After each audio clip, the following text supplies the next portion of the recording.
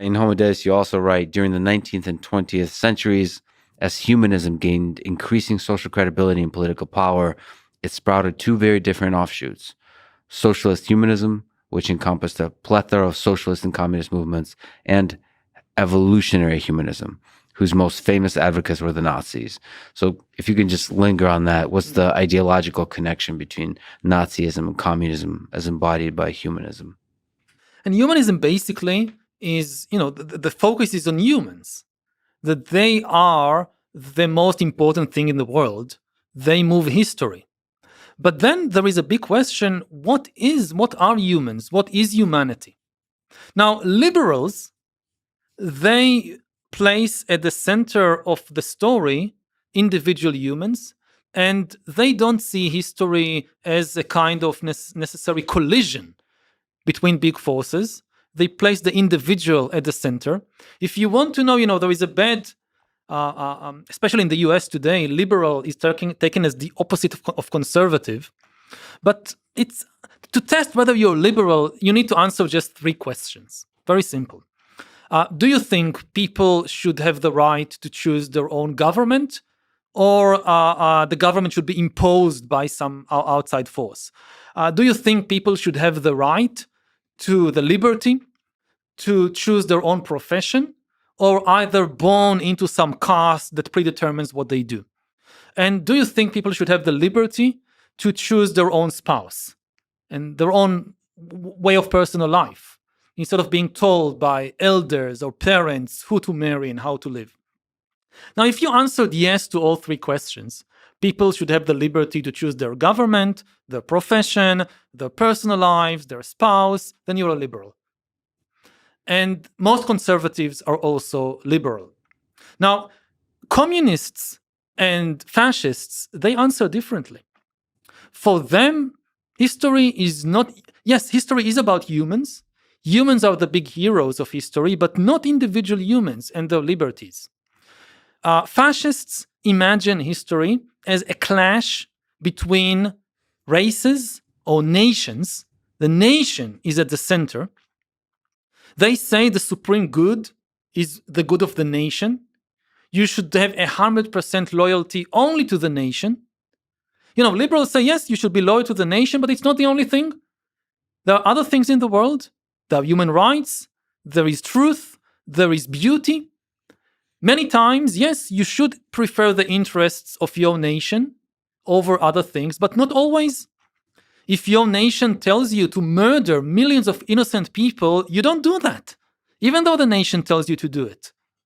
To lie for the national interest, in extreme situations maybe, but in many cases, your loyalty should be to the truth, even if it makes your nation looks a bit not in the best light. The same with beauty. How does a fascist determine whether a movie is a good movie? Very simple. If it serves the interest of the nation, this is a good movie. If it's against the interest of the nation, this is a bad movie. End of story. Liberalism says no. There is aesthetic values in the world. We should judge movies not just on the question whether they serve the national interest, but also on artistic value.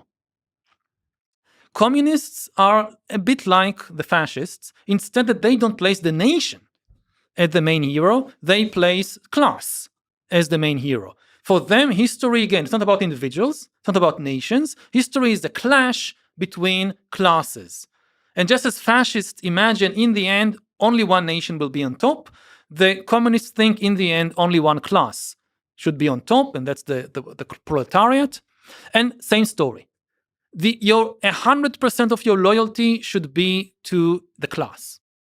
And like if there is a clash, say, between class and family, class wins.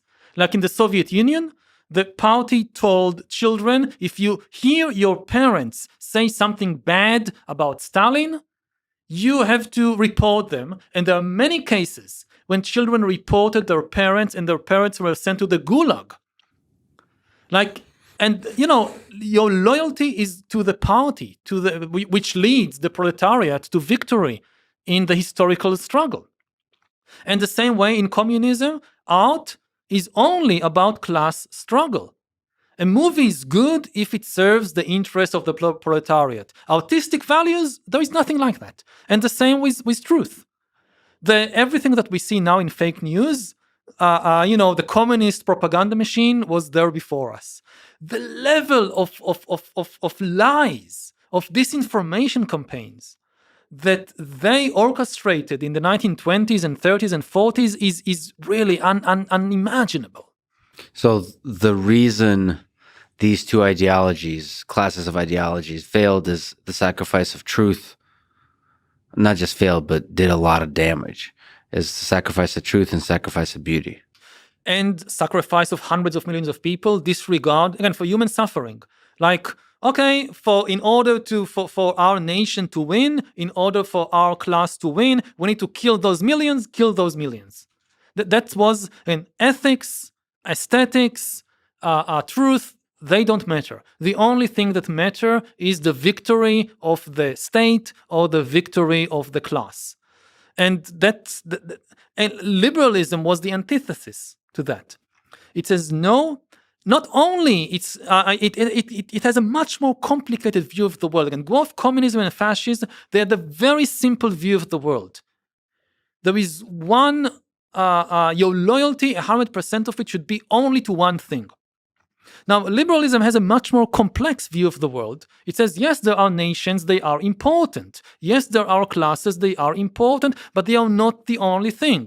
There are also families. There are also individuals. There are also animals. And your loyalty should be divided between all of them. Sometimes you prefer this, sometimes you prefer that. That's complicated. But life is complicated. But also, I think maybe you can correct me, but liberalism acknowledges the corrupting nature of power. When there's a guy at the top, sits there for a while, managing things, is probably going to start losing a good sense of reality and losing the capability to be a good manager. It feels like the communist and fascist regimes don't acknowledge that basic characteristic of human nature, that power corrupts. Yes, they believe in infallibility. Yeah, they are in this sense they are very close to being religions. In Nazism, Hitler was considered infallible, and therefore you don't need any checks and balances on his power. Why do you need to balance an infallible genius? Mm-hmm. And it's the same with the Soviet Union. With Stalin and more generally with the Communist Party, the party can never make a mistake. And therefore you don't need independent courts, independent media, opposition parties, things like that, because the party is never wrong. You concentrate the same way 100% of loyalty should be to the party, 100% of power should be in the hands of the party. The whole idea of liberal democracy is embracing fallibility. Everybody is fallible. All people or leaders or political parties or institutions. This is why we need checks and balances, and we need many of them. If you have just one, then this particular check itself could make terrible mistakes. So you need, you need a press, you need the media to serve as a check to the government. You don't have just one newspaper or one TV station. You need many so that they can balance each other. And the media is not enough. So you have independent courts. You have free academic institutions. You have NGOs. You have a lot of checks and balances.